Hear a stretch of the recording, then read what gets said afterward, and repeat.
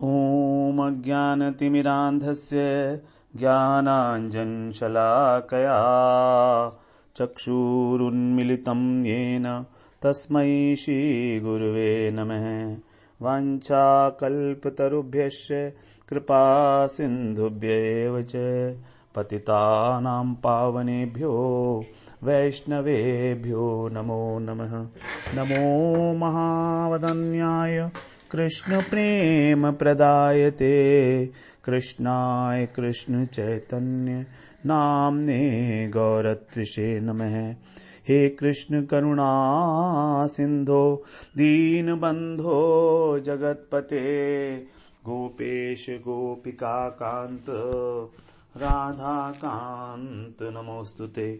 तप्त कांचन गौरांगी राधे वृंदावनेश्वरी वृषभानुसुते देवी प्रणमामि हरिप्रिये। वृंदायै तुलसीदेव्यै प्रियायै केशवस्य च कृष्ण भक्ति प्रदे देवी सत्यवत्यै नमो नमः। श्री कृष्ण चैतन्य प्रभो नित्यानंद श्री अद्वैत गदाधर शिवसदी गौर भक्त वृंद। हरे कृष्ण कृष्ण कृष्ण हरे हरे, हरे राम राम राम हरे हरे। हरे कृष्णा। सर्वप्रथम मैं अपने गुरुपाद पद ओम विष्णुपाद अष्टोत्तर शत श्री श्रीमद् भक्तिवेदांत माधव गोस्वामी महाराज के चरण कमलों में अनंत कोटि दंडवत प्रणाम ज्ञापन करता हूं।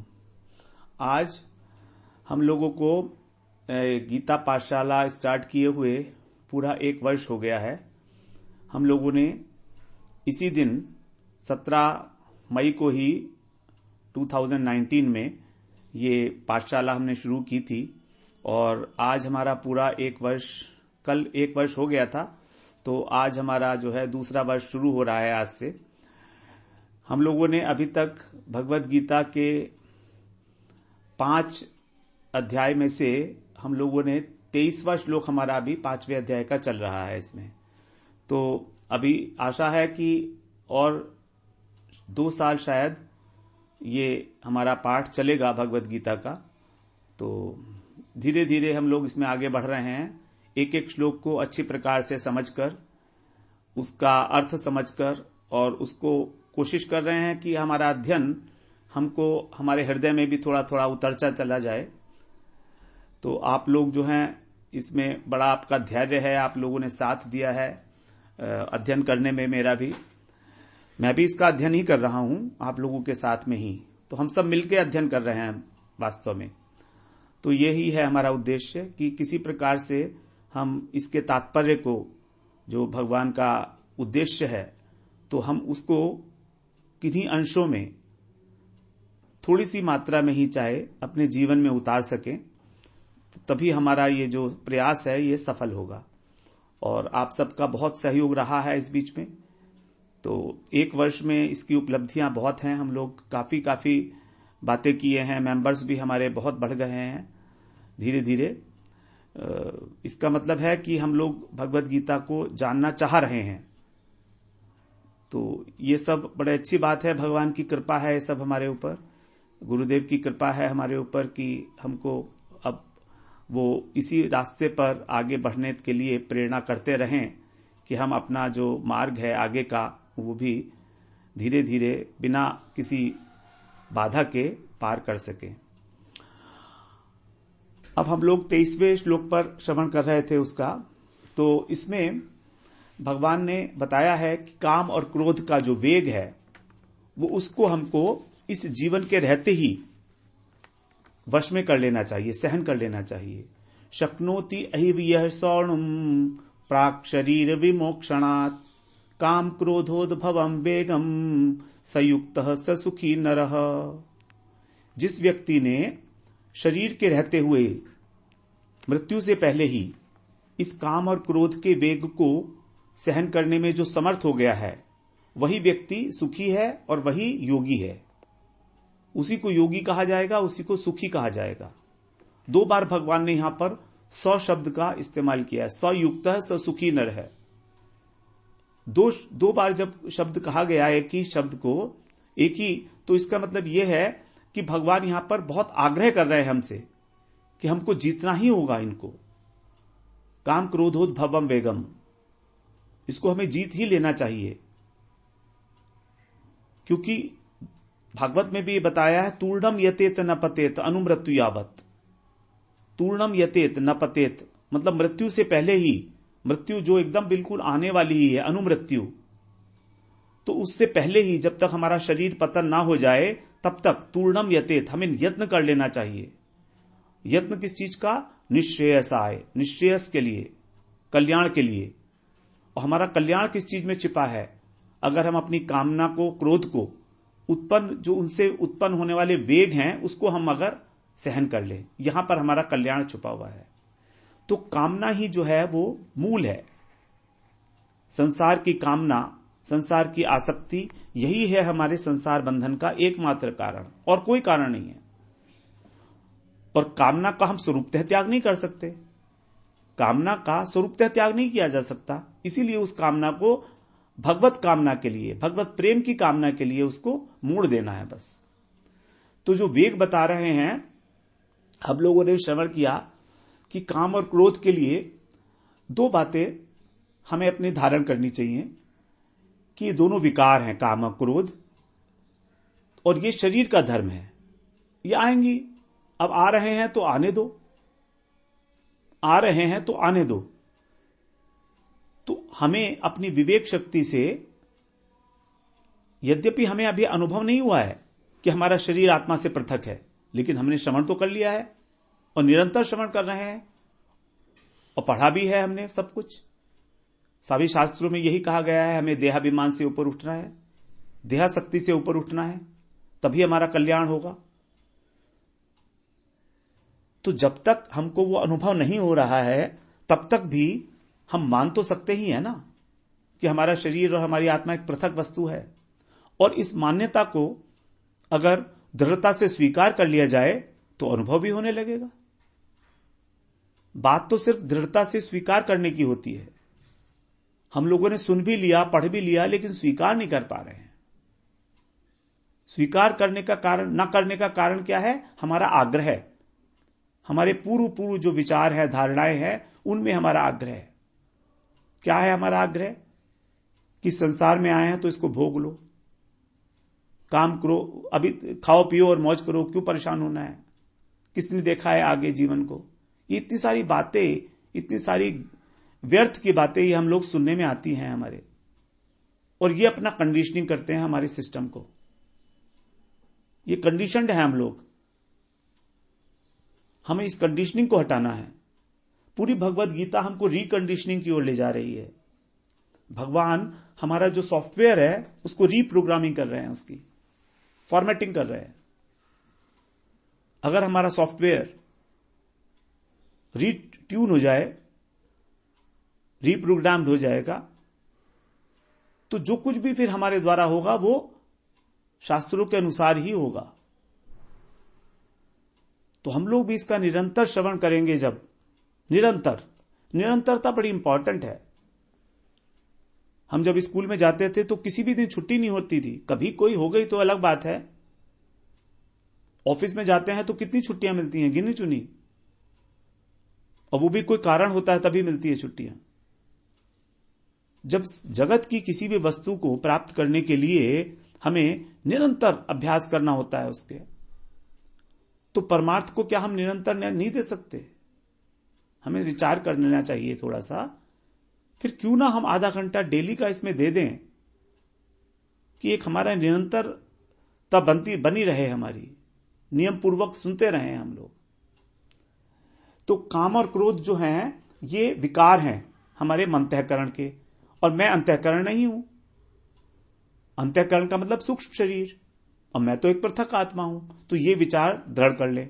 दूसरी बात कि आते हैं और जाते हैं, आगमा पाइनो, आने वाले और जाने वाले हैं, तो इसलिए इसके साथ इनसे हम लोग अलग भी हो सकते हैं। तो ये दोनों विचार को रखें हम, तो हमको लाभ होगा। अब कामना के ही दो रूप बताए गए हैं। कामना के दो रूप बताए गए। यहां पर भगवान ने एक ही बात की है, क्रोध की, लेकिन दूसरे अगली जगह पर 16वें अध्याय में बोला है कि काम के दो रूप हैं, काम, क्रोध और लोभ। यदि कामना की पूर्ति में बाधा आती है तो क्रोध होता है, और यदि कामना पूरी हो जाती है तो और अधिक प्राप्त करने की कामना बढ़ती है, उसको बोलते हैं लोभ। तो दोनों ही हमको जो है पाप कर्म में प्रवृत्त करते हैं। क्रोध को तो हम जानते ही हैं कि हमें क्रोध आया तो हम कुछ भी कर सकते हैं उस समय, at the spur of the moment. ये तो बड़ा घातक होता है क्रोध। और लोभ जो है ये निरंतर बना रहता है लोभ। इसके लिए भी हम लोग, जब अतिशय कामना होगी तो हमको पाप कर्म करना ही पड़ेगा उनको पूरी करने के लिए। बिना पाप के, बिना अन्याय पूर्वक हम बहुत अधिक धन अर्जन नहीं कर सकते। हमको पाप करना ही पड़ेगा, और पाप करने का कारण ही है ये लोभ। और लोभ इसलिए हुआ था कि कामना पूरी हो गई है। तो दोनों तरह से नुकसान है कामना में। और नुकसान तो नहीं है, अगर हम जागरूक हैं तो कोई नुकसान नहीं है, अगर जागरूक नहीं है तो नुकसान है। तो काम और क्रोध को भगवान ने क्या बताया? नरक का द्वार, नरक का द्वार बताया। देखिए, क्रोध जो है वो तो फिर भी शांत हो जाएगा थोड़ी देर, उसमें तो एक उबाल आता है हमारे अंतःकरण में, एक बहुत तेजी के साथ वेग से आता है क्रोध। लेकिन लोभ शांत नहीं होता, हमेशा वो चलता रहता है, हमेशा रहता है। तो इसलिए भगवान ने इन तीनों को ही लोभ का द्वार, नरक का द्वार बता दिया। काम है क्रोधस्तथा लोभ तस्माते तत्त्रयम् त्यजेत, त्रयम् त्यजेत।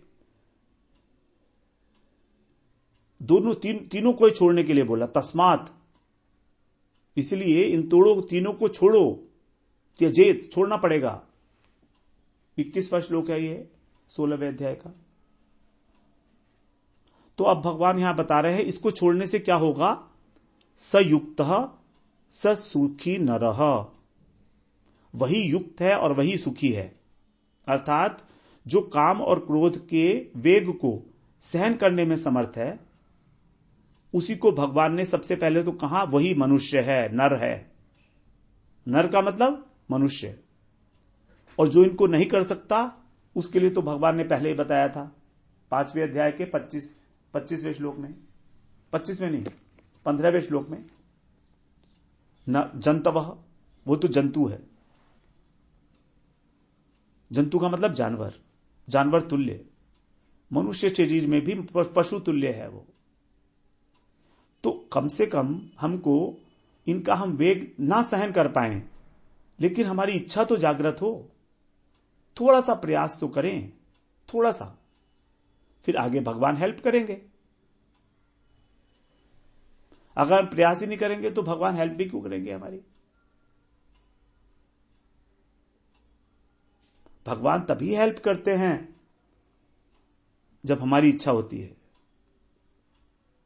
और आजकल तो हेल्प के बहुत सारे साधन उपलब्ध हो चुके हैं। अननोन क्वार्टर से कभी भी कोई भी हेल्प आ सकती है आपके पास, आपको पता भी नहीं लगेगा। आप भगवत गीता का श्रवण कर रहे हैं तो आप तो जानते भी नहीं होंगे मेरे को, लेकिन आपके द्वार तक भगवत गीता पहुंच गई। यही है भगवान के रास्ते देने के। पता नहीं किस द्वार से कब कुछ क्या दे दें वो। तो इसलिए हमको इस बात की चिंता नहीं करनी है, हमें चिंता करनी है कि हम इनकी इच्छा करें, इसको वेग को रोकने की, क्योंकि भगवान की आज्ञा है ये। थोड़ा सा प्रयास करें बस। मैंने अपने जीवन में देखा है कि थोड़ा सा प्रयास करता हूं मैं तो आगे फिर मेरे को रास्ता मिलता चला जाता है उसी प्रकार से। और आप सबके जीवन का भी यह अनुभव होगा। परमार्थ के पथ पे यदि आप थोड़ा सा भी चलेंगे तो भगवान स्वयं ही उस परिस्थिति को आपके अनुकूल बना देंगे। हो सकता है बाद में प्रतिकूल हो जाए आपको टेस्ट करने के लिए।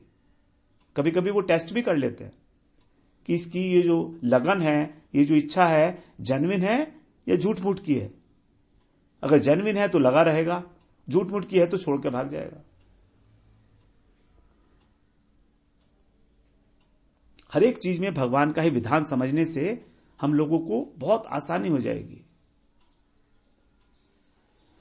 तो यहां पर भगवान ने उसी को नर कहा, और वही व्यक्ति सुखी है जो अपने संकल्पों को क्रियान्वित नहीं करता। ऐसे संकल्प जो संसार की ओर ले जाने वाले हैं। जहां हम संकल्प की बात कर रहे हैं तो उन्हीं संकल्पों की बात हो रही है जो संसार की तरफ उन्मुख करते हैं, हमको और अधिक और अधिक और अधिक फंसाने वाले जो है। क्योंकि संकल्प तो परमार्थ जगत में भी संकल्प से ही काम होगा। जैसे हम ये इच्छा करें कि हमारे काम और क्रोध जो है वो कम हो जाएं, तो ये भी तो संकल्प है ना। तो ये तो करना है हमको। तो हम यहां पर जनरल अभी उन संकल्पों की बात कर रहे हैं जो संसार की ओर ले जाते हैं। और उसका मन फिर क्या होगा? शांत हो जाएगा। क्योंकि जो व्यक्ति शांत है उसको ही सुख की प्राप्ति होती है। दूसरे अध्याय में भगवान ने बताया था, अशांतस्य कुतः सुखम, अर्थात जो अशांत है उसको सुख कहां का। 66वें श्लोक में दूसरे अध्याय के, अशांतस्य कुतः सुखम। तो जब तक मन में चंचलता है, विक्षेप है, अशांति है, कुछ प्राप्त करने का आग्रह है, संघर्ष है, तो उसे सुखी कैसे कहेंगे हम? ठीक है, वो सुख के प्रति प्रयासरत है, लेकिन सुख नहीं कह सकते। और वही व्यक्ति जो है वास्तविक योगी कहलाएगा, अर्थात उसी को योग की प्राप्ति हो सकती है। तो यहां पर नर शब्द के दो विशेषण दिए गए, योगी और सुखी। तो जो योगी हैं अथवा जो योग साधना परायण हैं, एक ही बात है। योगी तो नहीं हुए हैं, युक्त तो नहीं हुए हैं, लेकिन जो परायण हैं, जो साधना कर रहे हैं, वे योग साधना परायण हैं, वही वास्तव में सुखी कहलाए जाएंगे। और भगवान ने 6ठे अध्याय में स्पष्ट किया है कि योगी कौन है और कौन योगी नहीं है। वो भी इसी से लिंक्ड है, इसीलिए उसको पढ़ लेते हैं एक बार। 6ठे अध्याय का 4था श्लोक, सर्व संकल्प सन्यासी योगारूढ़ तजोच्यते। सर्व संकल्प सन्यासी योगारूढ़स्य तजोच्यते। जिसने सभी संकल्पों का त्याग कर दिया है, सांसारिक संकल्पों का, वही जो है योग रूढ़ कहा जाएगा। और दूसरे श्लोक में बता रहे हैं, नहीं असन्यस्त संकल्पो योगी भवति कश्चन। नहीं असन्यस्त संकल्पो, जिसने संकल्पों का त्याग नहीं किया है, नहीं असन्यस्त संकल्पो योगी भवति कश्चन है, न योगी भवति कश्चन है, वो कभी भी योगी नहीं हो सकता है।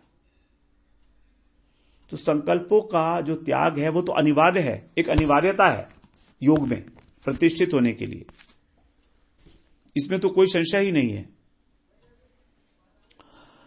तो हम लोगों ने इस प्रकार 23वां श्लोक श्रवण किया। अभी हम लोग अब 24वां श्लोक श्रवण कर लेते हैं।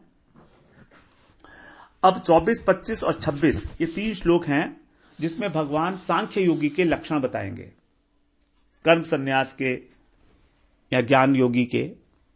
तो हमारा जो ये प्रकरण चल रहा है अभी, समदर्शन प्रकरण, 18वें श्लोक से लेके और 26वें श्लोक तक है ये। तो ये 26वें श्लोक लास्ट होगा हमारा इस प्रकरण का। तो इसमें 3 श्लोकों में अब सांख्य योगी के लक्षण बताए जाएंगे कि क्या क्या है। तो 24वें श्लोक में भगवान बता रहे हैं, यो अंतः सुखो अंतराराम तथा अंतर्ज्योतिरेव यः सयोगी ब्रह्म निर्वाणम ब्रह्मभूतो अधिगच्छति। यो अंतः सुखो अंतराराम तथा अंतर्ज्योतिरेव यः सयोगी ब्रह्म निर्वाणम ब्रह्मभूतो अधिगच्छति। तो पिछले श्लोक में बताया कि जो काम और क्रोध के वेग को सहन कर लेता है वो सुखी है। अब वो वाला जो सुख बताया था वो कौन सा सुख है? वो बाह्य सुख की बात की थी भगवान ने, बाहरी सुख। ऊपर वाला सुख। अब यहां पर भगवान जो सुख की बात कर रहे हैं वो आभ्यंतर सुख है, अंतर वाला। यो अंतः सुखो, अंतः सुखो का मतलब अंतर का सुख, मतलब अंतःकरण का, मन की, हमारी आत्मा की प्रसन्नता। वो जो है सुख था सूक्ष्म शरीर का सुख, क्योंकि सुख और दुख का जो अनुभव है वो होता है सूक्ष्म शरीर को ही। तो वो वाला सुख था बाह्य सुख, काम और क्रोध के वेग को जीतना, क्योंकि अंतःकरण के विकार है ये दोनों। अब अगर इनको जीत लिया तो हमारा अंतःकरण जो है वो शुद्ध हो जाएगा, और शुद्ध हो जाने से, शांत हो जाने से उसके अंदर एक सुख की अनुभूति होगी। तो इसीलिए वो सुख था बाह्य सुख। ये चीज इंपॉर्टेंट है कि कौन से सुख की बात कर रहे हैं। अब अंतर के सुख की, आत्मा के सुख की बात कर रहे हैं, आत्म सुख। और उसकी बात करते हुए फिर ये भी बता रहे हैं कि कर्म सन्यासी की अंतिम गति कहां होगी। ब्रह्मभूतो अधिगच्छति। तो दो बातें यहां पर बताई है कि अंदर का सुख और कर्म सन्यासी की, सांख्य योगी की गति वो क्या है। ये जो कर्म सन्यास का प्रकरण है ये थोड़ा सा समझने में मुश्किल है, लेकिन फिर भी हम लोग प्रयास कर रहे हैं कि इसको अपनी भाषा में हल्की सी, मतलब सरलता से समझ सकें। तो इसलिए इसमें चिंता ना करें ज्यादा अगर समझ में नहीं भी आ रहा है तो, क्योंकि 5वां और 6ठा भी ऐसे ही रहेगा। हमारा ध्यान योग का प्रकरण है, वो ध्यान योग का चैप्टर है, आत्म संयम योग। फिर 7वें अध्याय से आपको बहुत अच्छी तरीके से सब बातें समझ में आने लगेंगी, क्योंकि 7 से लेकर 12 तक भगवान ने भक्ति योग की बात की है। और भक्ति योग को समझना सरल है, इसलिए सरल है कि वो कर्म से मिलती जुलती बातें हैं कुछ उसके अंदर। और ये जो है ज्ञान योग, ये बिल्कुल विपरीत है। इसमें तो कर्म को छोड़ने की बात की जाती है। तो यहां पर बता रहे हैं यो अंतः सुखो, यो माने जो मनुष्य है, अंतः सुखो माने अंदर के सुख में, अर्थात आत्मा के सुख में सुख मानता है। अंतः सुखों का मतलब हुआ जो आत्मा के सुख के अंदर उसी को सुख मानता है। और अंतरा राम अर्थात जो अंदर में ही, आत्मा में ही, अंतर का मतलब आत्मा में ही रमण करने वाला है, आत्माराम। तथा तीसरा बता रहे अंतर ज्योति। अंतर ज्योति का मतलब आत्मा को ही देखता है, ज्योति माने देखना। तो यह 3 बातें बताई, जो आत्मा के सुख को सुख मानता है, जो आत्मा में ही रमण करता है, और जो आत्मा का ही दर्शन करता है।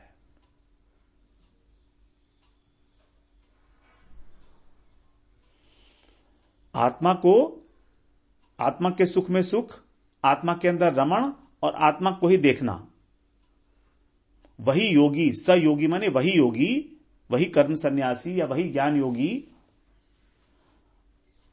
ब्रह्मभूत यानी ब्रह्म में स्थित होकर, अर्थात जीते हुए ही, जिंदा रहते हुए ही अपनी जीवित अवस्था में ब्रह्म को प्राप्त करने की योग्यता प्राप्त करके, ब्रह्मभूतो, ब्रह्मभूतों का मतलब है जीवित अवस्था में ही ब्रह्म को प्राप्त करने की योग्यता प्राप्त करना। भूत का मतलब है जीवित होना, क्योंकि जो जीवित है उसी को कहा जाएगा भूत। भू शब्द का अर्थ है जीवन। ब्रह्मभूतो, ब्रह्मभूत का मतलब होता है जिसने ब्रह्म बनने की योग्यता प्राप्त कर ली है।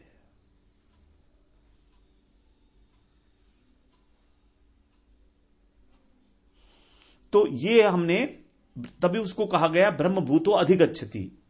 वो क्या करता है, ब्रह्म निर्वाणम। ब्रह्म निर्वाणम मतलब ब्रह्म सायुज्य, जो अल्टीमेट गति है, जो उसकी अंतिम गति है ज्ञानी की, अधिगच्छति, उसको प्राप्त होता है। तो जो ब्रह्म सायुज्य प्राप्त करता है उसके लिए 3 लक्षण बताए। आत्मा के सुख को सुख मानने वाला, आत्मा में रमण करने वाला और आत्मा का ही दर्शन करने वाला, अर्थात उसको आत्मानंद,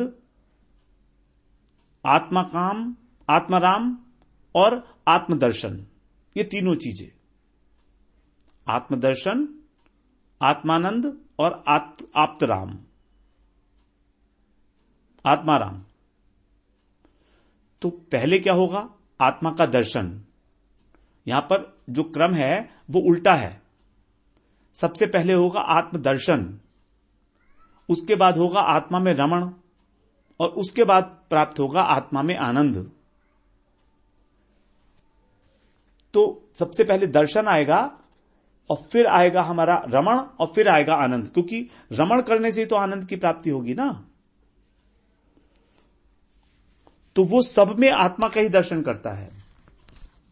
जैसे एक ही आत्मा अलग अलग जीव मात्र के अंदर, वही आत्मा एक ही आत्मा है, अपनी आत्मा से अभिन्न रूप में।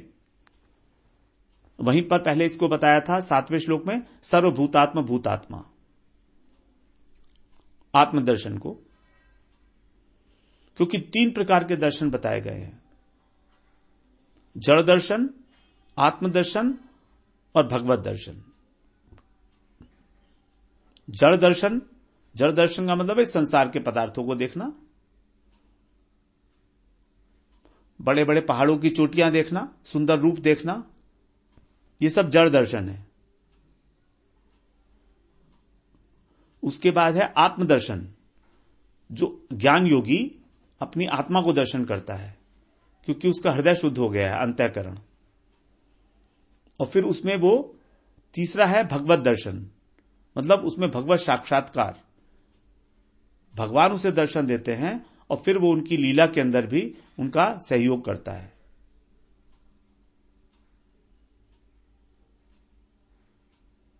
तो ये होगी लास्ट स्टेज। यहां पर भगवत दर्शन की बात ही नहीं की गई है, हमारा 6ठे चैप्टर तक केवल आत्मदर्शन तक का ही स्कोप है।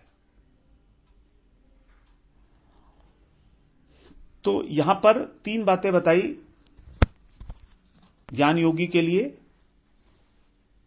दर्शन का मतलब है ज्ञान, आत्मदर्शन का मतलब है आत्मज्ञान। तो ज्ञान, रमण और आनंद, तो वो आत्मा का अनुभव करके ही उसी में आनंद की प्राप्ति करता है, उसी में रमण करता है, उसी में आनंदित होता है। अर्थात वो आत्मज्ञान से संपन्न है, जीवन मुक्त हो गया है, वो ब्रह्मभूत। तो ऐसा जो ब्रह्मभूत हो चुका है, जीवन मुक्त अवस्था में जो ब्रह्म के भांति हो गया है, ब्रह्म को प्राप्त करने की योग्यता प्राप्त कर ली है जीवित अवस्था में, तो इसको कहा जाएगा जीवन मुक्त पुरुष।